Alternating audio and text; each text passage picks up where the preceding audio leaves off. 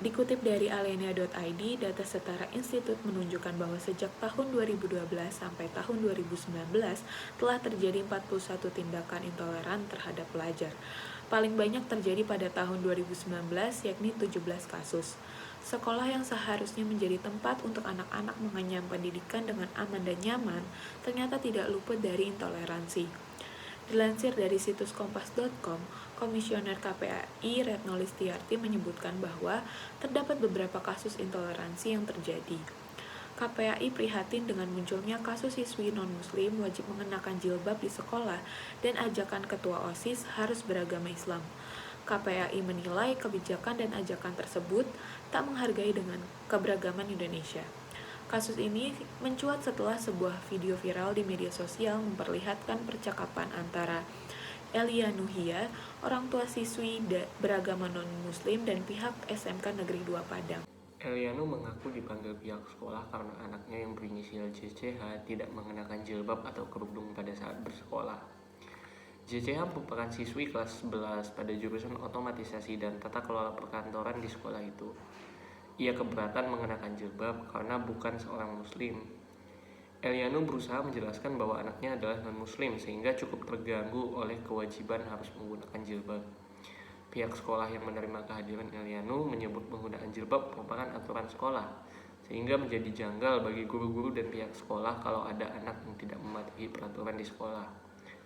Sebab di awal masuk sekolah, saat diterima di sekolah tersebut, orang tua dan anak sudah sepakat untuk mematuhi peraturan sekolah. Komisioner KPAI Bidang Pendidikan Retno Listiarti mengatakan, KPAI prihatin dengan berbagai kasus di beberapa sekolah negeri terkait intoleransi dan kecenderungan tidak menghargai keberagaman. Kondisi ini berpotensi kuat melanggar hak-hak bagi anak-anak di Indonesia. Pasal 6 huruf I Permendikbud tersebut mengkategorikan tindakan kekerasan termasuk diantaranya adalah tindakan kekerasan atas diskriminasi terhadap suku, agama, ras, dan atau antar golongan, merupakan segala bentuk perbedaan, pengecualian, pembatasan, atau pemilihan berdasarkan kepada sara yang mengakibatkan pencabutan atau pengurangan pengakuan perolehan atau pelaksanaan atas hak asasi manusia dan kebebasan dasar dalam suatu kesetaraan terkait permasalahan baru-baru ini. KPAI Bidang Pendidikan merekomendasikan, pertama, sekolah diduga kuat melanggar UU Nomor 35 Tahun 2014 tentang Perlindungan Anak, UU Nomor 20 Tahun 2003 tentang Sistem Pendidikan Nasional, dan UU Nomor 39 Tahun 1999 tentang Hak Asasi Manusia. Kasus intoleransi juga kadangkala berkaitan dengan perbedaan warna kulit atau ras, perbedaan hasil penelitian riset, klaster pendidikan, dan transformasi sosial pada tahun 2022. Disebutkan bahwa 3 dari 9 sekolah penelitian menunjukkan terjadinya intoleransi terkait perbedaan warna kulit atau ras. Tingginya kemungkinan terjadinya angka rasisme dan diskriminasi di tengah masyarakat Indonesia akan terus terjadi karena perspektif masyarakat itu sendiri yang lebih menyukai kesamaan suku, agama, dan ras dalam lingkup kehidupan mereka masing-masing. Artinya, mereka sulit menerima keberagaman atau perbedaan suku, agama, dan ras untuk bergabung ke dalam ruang lingkup kehidupannya. Kemungkinan tingginya angka rasisme dan diskriminasi tersebut di masyarakat memiliki hubungan terhadap rendahnya pemahaman Bhinneka Tunggal Ika dalam semboyan negara Indonesia yang dituangkan dalam kurikulum pendidikan berbasis pendidikan kewarganegaraan untuk diterapkan dalam kehidupan sehari-hari dalam bermasyarakat.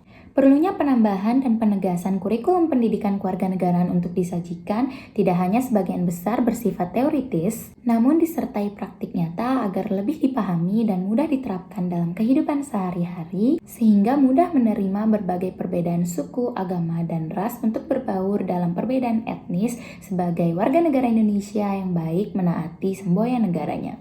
Jadi di dalam riset yang telah dilakukan, ada 3 aspek yang dapat dilakukan oleh pihak sekolah demi mendorong terbentuknya karakter toleransi yang dilakukan oleh siswa.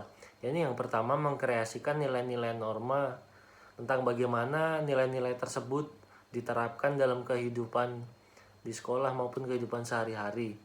Lalu yang kedua, dia mengkreasikan kegiatan-kegiatan yang menerapkan nilai-nilai norma tersebut.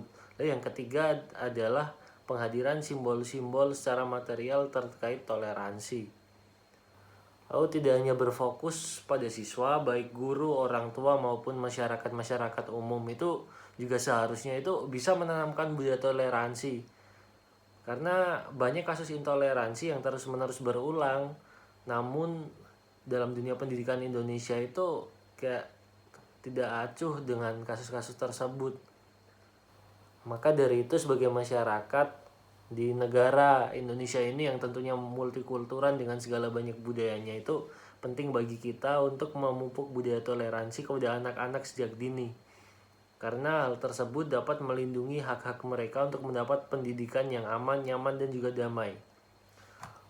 Kini juga telah banyak organisasi-organisasi di Indonesia yang mulai turut berkampanye untuk menyuarakan isu anti diskriminasi di dunia pendidikan. Sehat Merpati merupakan salah satu organisasi yang sedang aktif menyuarakan isu diskriminasi.